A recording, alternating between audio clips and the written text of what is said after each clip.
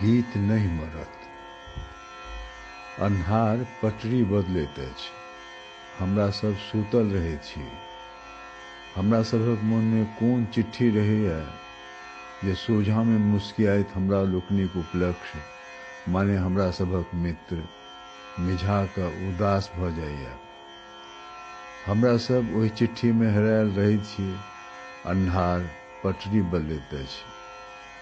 शब्दक चीत्कार कोनो बम विस्फोट नहीं होइ छै। बम विस्फोट मनुखक वस्तुओ नहीं होइ छै।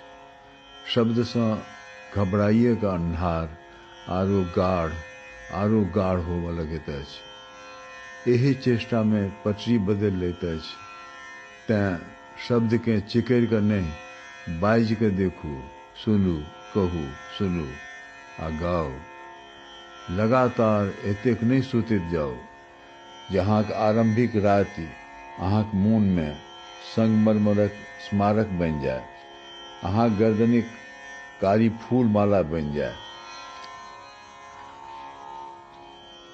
किएक तऽ अन्हार पटरी बदलैत अछि आ लोक सुतल रहैत अछि।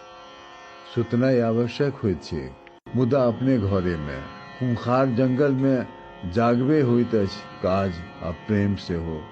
किएक तऽ हम सुतैत छी अपन घर में, पपनी खुजैया भयावह खूंखार आवाज सबसँ भरल महाजंगल में। ई केहन थिक लापरवाही। हमरा सब सुतवा काल अपन अपन घर में नींद पड़ैत छी आ जगाओल जाइत छी एकटा जंगल में। हमरा लोकनि स्वर जानवर सभक सुर में मिल जाइत अछि। हमरा लोकनिक लाचारी जंगली कांट सब में घेरा जाइत अछि। अन्हार ग्लोब के महासमुद्र में डुमा कऽ बाँटि लैत अछि। हमरा सबके बुझा सुझा कऽ पोसुआ बना लेबाक वास्ते किछ किछ कहि दैत अछि आ पटरी सब बदलैत अछि। मुदा यह एकटा संतोषक आ खुशीक बात अछि जे चिड़ै चुनमुन्नी सभक लेल कोनो पैघ राति नहीं छै। रोज अहल भोरे एकरा सभक गीत जंगल के झकझोरि कऽ चेतबैत अछि आ पैघ महत्वाकांक्षा आ ताकत सँ अन्हार के अपन चराउर बनबैत अछि।